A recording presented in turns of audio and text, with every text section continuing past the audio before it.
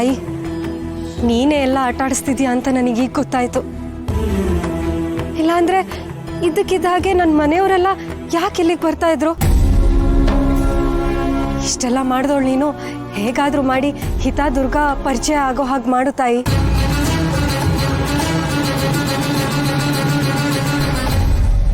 ತಥಾಸ್ತು.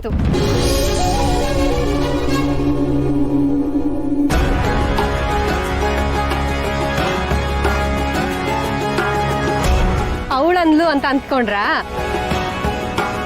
ಅವಳೆಲ್ಲ ಹೇಳ್ತಾಳೆ ಗರ್ಭಗುಡಿಲಿ ಬೆಚ್ಚು ಕೂತಿದ್ದಾಳೆ. ನಿಮಗ್ ಬೇಜಾರಾಗ್ಬಾರ್ದಲ್ವಾ, ಅದಕ್ಕೆ ನಾನೇ ತಥಾಸ್ತು ಅಂದಿದ್ದು. ನೀನು ತಥಾಸ್ತು ಅಂದಾಗ ಆ ದೇವಿನೇ ಆಶೀರ್ವಾದ ಮಾಡಿದಾಗಾಯ್ತು. ಏನಂದ್ರಿ? ಅಲ್ಲ, ನಿನ್ ಹೆಸರು ದುರ್ಗಾ ಅಲ್ವಾ, ಅದಕ್ಕೆ ಹಾಗಂದೆ. ದುರ್ಗಾ, ನಿನ್ ಹತ್ರ ಏನೋ ಕೇಳ್ಬೇಕಾಗಿತ್ತು. ಕೇಳಿ.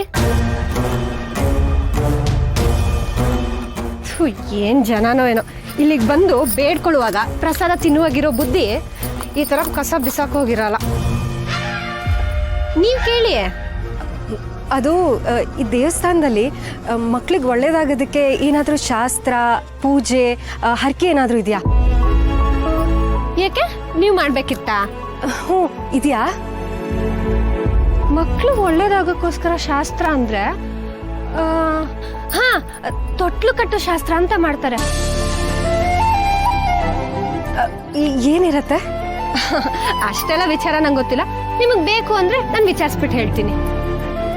ಅದನ್ ಬಿಟ್ರೆ ಮಕ್ಳು ಒಳ್ಳೇದಾಗೋ ಶಾಸ್ತ್ರ ನಮ್ ದೇವಸ್ಥಾನದಲ್ಲಿ ಇದೊಂದೇ ಅನ್ಸುತ್ತೆ.